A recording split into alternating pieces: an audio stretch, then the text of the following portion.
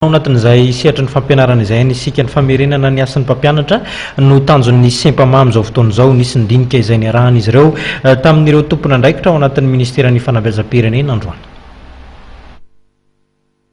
Tsy maintsy najony ny rafitra izay miara-mientana ho amin'ny famerenana ny asan'ny mpampianatra eto amintsika satria mahamenatra ny zava-misy ankehitriny eo amin'ny tontolon'ny fampianarana raha nambaran'ny fikambanana sempama. Betsaka ireo tatitra avy amin'ny rafitra samihafa toy ny DREN, ny SISCO ary koa ny ZAP momba ny fampidirana mpampianatra FRAM. Amin'izao fotoan'izao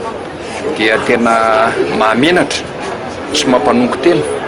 no mieritreritra hoe efa tamin'ny herintaona izy iny sa tamin'ny roa taona dia tamin'ity ndray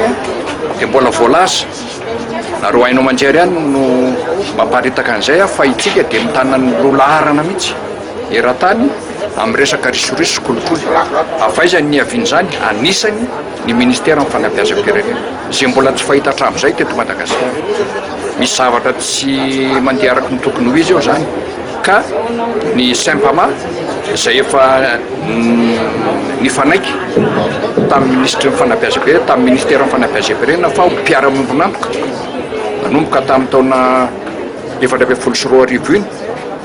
volana avrily 2024 iny dia mandray ny adidiny sy mandray ny andraikiny amin'ny isoroana an'izany mety risoriso kolikoly zany indrindrindrindra eo anivon'ny iletsika malaza amin'izao fotoan'izao dia ny resaka recrutement ho an'ireo mpampianatra FRAM zany mandeha amin'izao fotoan'izao ny resaka recrutement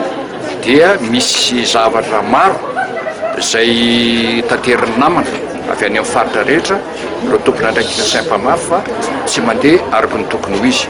Izany zany dia andraindraiky ny sempama araka nambarako teo mba hisoroana ny zavatra rehetrarehetra zany. Hatreto aloha dia ny fametrahana ny kalitaon'ny fanabeazana no laharam-pahamehan'ny fikambanana sempama ary indray andraikitra amin'izany izy ireo. Raha tsy misy ho izy ireo ny filaminana eo amin'ny mpampianatra tsy ho tonga olom-bana ireo izay ho beazina ka tokony atao vaindohan-draharaha noho ny fanatsarana sy ny famerenana ny asan'ireo mpampianatra.